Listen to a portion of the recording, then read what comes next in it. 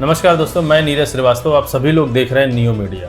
2024 के अंत तक 4 स्टेट्स के इलेक्शन हो जाने, जिसमें जम्मू और कश्मीर, हरियाणा, महाराष्ट्र और झारखंड है। इलेक्शन कमीशन ने जम्मू और कश्मीर और हरियाणा के इलेक्शन की तारीखों का अनाउंसमेंट कर दिया है।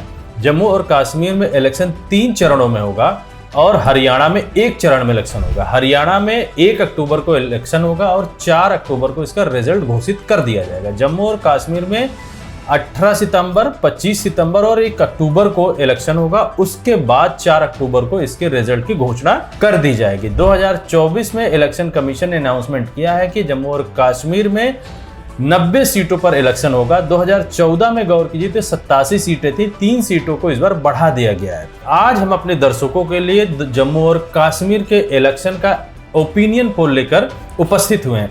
इस ओपिनियन पोल को हम क्षेत्र दर क्षेत्र बताने की कोशिश करेंगे कि कौन सी पार्टी सबसे बड़ी बन रही है या किस पार्टी को आम जनता इस बार पसंद कर रही है कि वो सरकार में बैठे। लेकिन उसके पहले हम जरा 2014 के आंकड़ों पर एक बार गौर कर लें कि 2014 के इलेक्शन में कौन सी सबसे बड़ी पार्टी थी और किस तरीके से बीजेपी और पीडीपी ने मिलकर सरकार बनाई, और आने वाले 2024 के इलेक्शन में ये कैसा रूप दिखेगा हमारे आम जनता को। 2014 की अगर हम बात करते हैं तो उस समय 87 सीटें हुआ करती थी और जादुई आंकड़ा लगभग 44 सीट का होता था, यानी 44 सीट जिसको मिल जाएगी उसकी सरकार बन जाएगी पूर्ण बहुमत के साथ। 2014 में पीडीपी को 28 सीटें मिली थी और वो सबसे बड़ी पार्टी बनकर उभरी थी। बीजेपी को 25 सीटें मिली थी और दूसरी बड़ी पार्टी बनकर वो उभरी थी।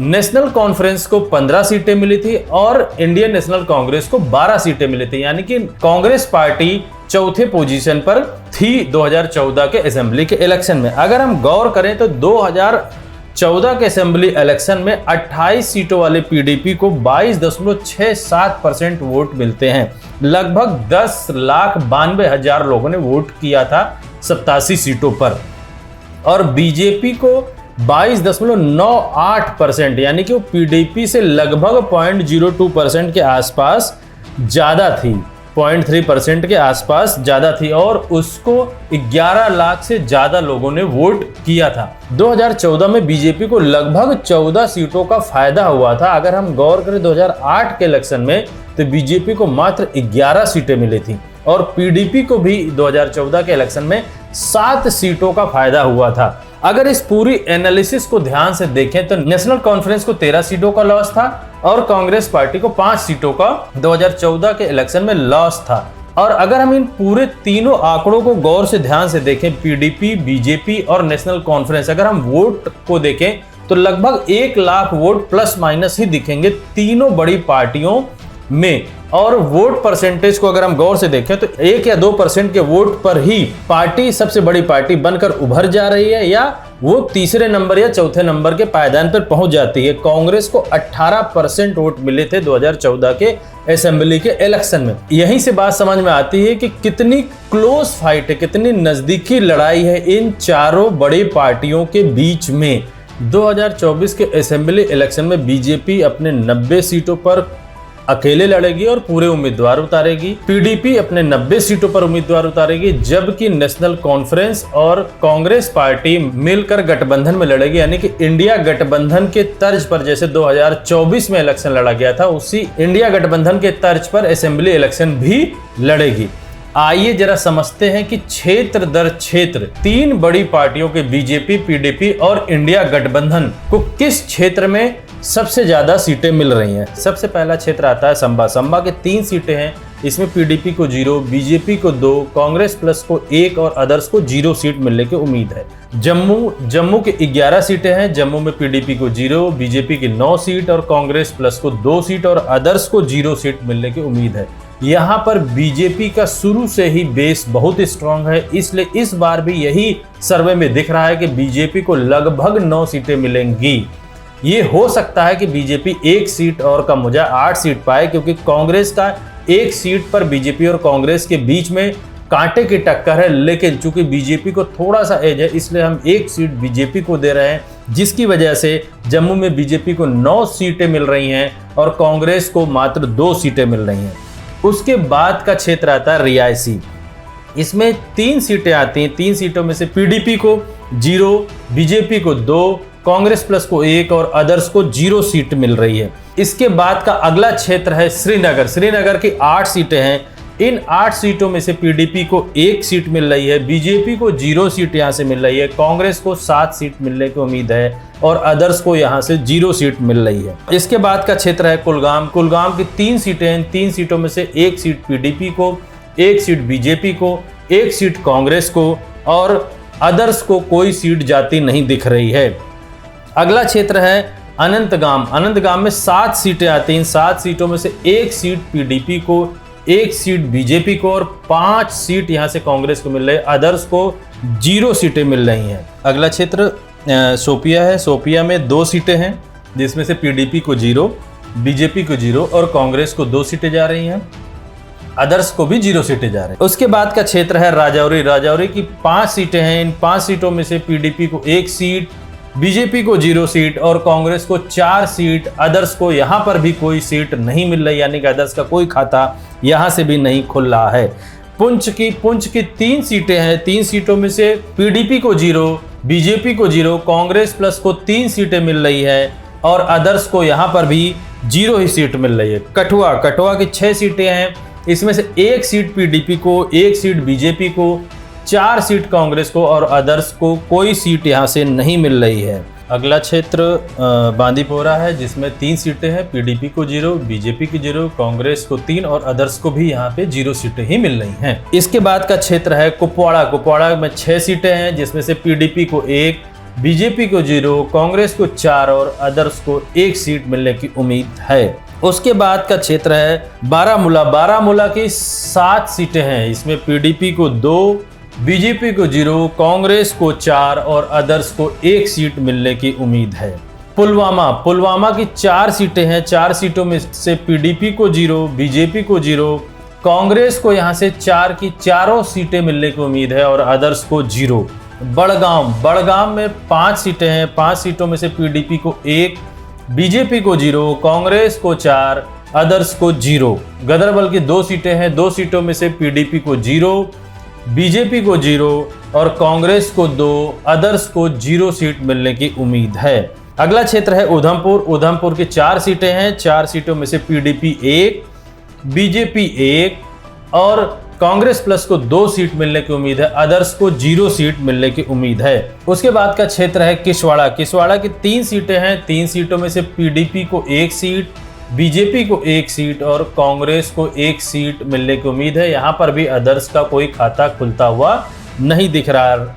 अगला क्षेत्र आता है रामबन में पीडीपी को 0, बीजेपी को 0 और कांग्रेस प्लस को 2 सीटें मिल रही हैं। अदर्स को 0 सीटें मिलेंगी। इसके बाद का क्षेत्र है डोडा की 3 सीटें हैं। 3 सीटों में से पीडीपी को 0, बीजेपी को 0, कांग्रेस को 3 सीट जा रही है और अदर्स को 0। अगर हम इन 90 सीटों का पूरा विश्लेषण देखें तो पीडीपी को 11 सीट, बीजेपी को 18 सीट, कांग्रेस को 59 सीट और अदर्स को 2 सीट जाती हुई दिखती है। जो हमारा ओपिनियन पोल ये पूरा बोलता है उसके अनुसार कांग्रेस प्लस बड़ी आसानी से सरकार बना रही है और पूर्ण बहुमत में आ रही है। अगर हम 2024 के लोकसभा की सीटों को ध्यान से देखें तो 5 लोकसभा की सीटें थी जिसमें से कश्मीर में बीजेपी ने कोई कैंडिडेट नहीं उतारा था और जम्मू में उन्होंने अपना कैंडिडेट उतारा था और 2 सीटें जम्मू से बीजेपी को मिलती हैं, 2 सीटें जम्मू और कश्मीर से नेशनल कॉन्फ्रेंस को मिलती है और 1 सीट अदर को मिलती है। 14 की बात अगर करें तो गौर से देखिए, हमने अपने शुरुआती ही वीडियो में बताया था कि पीडीपी को 28 सीट मिली थी और 22.67% वोट मिले थे और बीजेपी को 25 सीट मिली थी और बीजेपी का वोट परसेंटेज था 22.98 और नेशनल कॉन्फ्रेंस को 15 सीटें मिली थी और उनका वोट परसेंटेज था 20.77 और इंडियन नेशनल कांग्रेस की अगर हम बात करते हैं तो उनको 12 सीटें मिली थी और उनका वोट परसेंटेज लगभग 18 था और अदर्स की हम बात करें तो 6 सीटें मिली थी और इनका वोट परसेंटेज लगभग 16-17% के आसपास आता है। यानी कि अदर्स बहुत महत्वपूर्ण रोल निभा रहे हैं जम्मू और कश्मीर में। हर बार इनका वोट परसेंटेज भी बढ़ता है और सीटें भी मिलती। यानी कि जम्मू और कश्मीर में अगर आप गौर करिए तो सबसे बड़ा पॉइंट उभर कर ये आता है कि कैंडिडेट कैसा है। अगर हम लोकसभा के इलेक्शन की बात करें तो उस समय नेशनल कॉन्फ्रेंस को 22% वोट मिलते हैं, जो कि विधानसभा के वोट परसेंटेज से कुछ बढ़ा हुआ आपको दिखेगा। इसी तरीके से अगर हम कांग्रेस को भी देखें तो 19.38% वोट मिलते हैं, यानी लगभग 1 से 1.5% वोट विधानसभा के इलेक्शन से बढ़ता हुआ आपको दिखेगा। अदर्स को भी आम जनता जम्मू और कश्मीर की पसंद करती है और कहीं ना कहीं जैसे 2014 में अगर आप गौर करिए तो 6 सीटें मिले थे, इस बार भी अदर्स का प्रभाव जरूर बना रहेगा। इसी वजह से हम अपने सर्वे में आपको दिखा रहे हैं कि 2 सीटें मिल रही हैं और अदर्स को इस बार 4 सीटों का नुकसान है। नुकसान सिर्फ इसलिए दिख रहा है क्योंकि जम्मू और कश्मीर की जो जनता है वो ये मानकर चल रही है कि कांग्रेस प्लस यानी इंडिया गठबंधन को पूर्ण बहुमत में लाना चाहती है।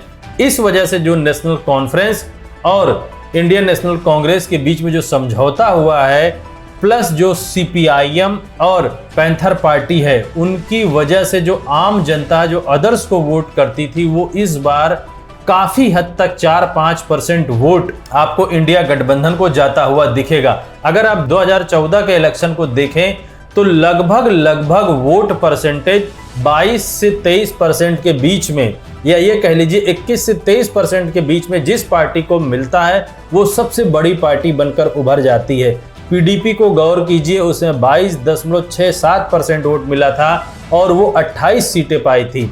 और दूसरी बड़ी पार्टी थी BJP, जिसको 22.98% वोट मिला था और वो 25 सीटें जीतकर दूसरी बड़ी पार्टी बन जाती है। अब यही वोट परसेंटेज अगर नेशनल कॉन्फ्रेंस और इंडियन नेशनल कांग्रेस का जुड़ जाता है तो लगभग 40% के ऊपर चला जाता है।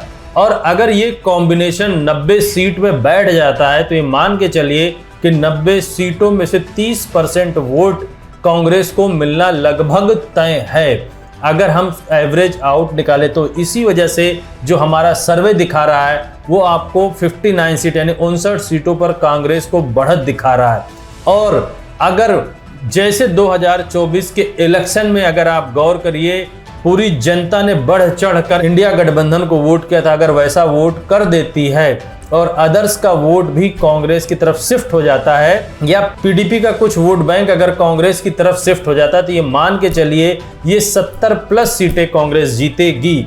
क्योंकि 2014 के इलेक्शन के बाद PDP और BJP ने मिलकर सरकार बनाई थी। जम्मू और कश्मीर की लगभग 50% सीटें, यानी जम्मू में जो इस बार 43 सीटों का पर इलेक्शन होगा और कश्मीर में 47 सीटों पर जो इलेक्शन होने वाला है, उसमें लगभग 24 सीट जम्मू की और 24 सीट कश्मीर की ऐसी है जो 2014 में PDP और BJP का गठबंधन हुआ था उससे आम जनता नाराज है, PDP से खास तौर से, जिससे कि जो भी उनको 3-4-5% वोट जम्मू में मिलते हैं वो पूरे के पूरे शिफ्ट होते दिख रहे हैं। कांग्रेस प्लस को 59 सीटें मिले और हम ये भी बताने की कोशिश कर रहे हैं कि अगर PDP और अदर्स के वोटर्स अगर शिफ्ट हो जाते हैं इंडिया गठबंधन की ओर यानी कि कांग्रेस प्लस की ओर जम्मू में, तो ये मान के चलिए जो 25 सीटें BJP पाई थी 2014 में और जो हमारे प्रेडिक्शन में 18 सीटें आ रही हैं उससे भी BJP कहीं कम हो जाएगी और कांग्रेस प्लस लगभग 65 से 70 के बीचों में जीत सकती। आने वाले समय में जम्मू और कश्मीर के इलेक्शन पर हमारी पूरी टीम की निगाहें बनी रहेंगी। मैं अपने सारे दर्शकों से बोलता हूँ चैनल को ज़्यादा से ज़्यादा सब्सक्राइब करें, शेयर करें। धन्यवाद।